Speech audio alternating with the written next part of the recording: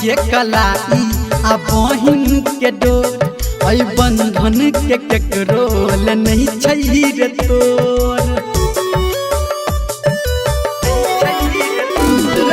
भाई के कलाई आ बहिन के डोर ऐ बंधन के केकरोल नहीं छै रे तोर। आ पूरा दुनिया में छै पावन त्योहार, पूरा दुनिया में छै पावन त्योहार। ऐ राखी पावन में छै भाई बहिन के प्यार, राखी पावन में छै भाई बहिन के प्यार।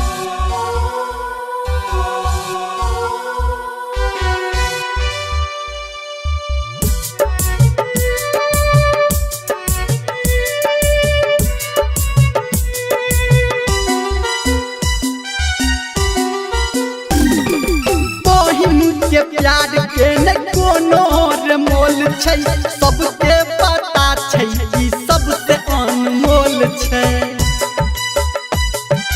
सबसे अनमोल बहिन के प्यार के न कोनो रे मोल छै, सबके पता छै ई सबसे अनमोल छै।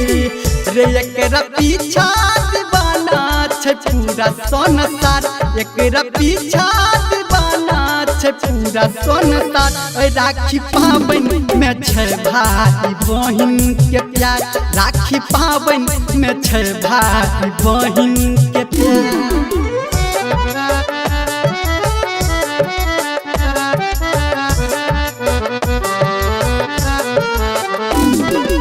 म्यूजिक बाय बिपनेश प्रेमी।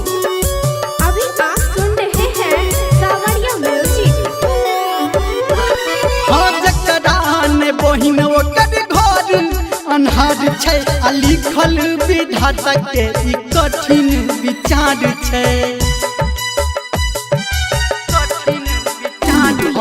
जकरान बहिन ओकर घर अन्हार छै, आ लिखल विधाता के ई कठिन विचार छै। रे साच कहे धर्मेंद्र संजय से यार, साच कहे धर्मेंद्र गौतम से यार। राखी पावन में छै भाई बहिन के प्यार, राखी पावन में छै भाई बहिन के प्यार।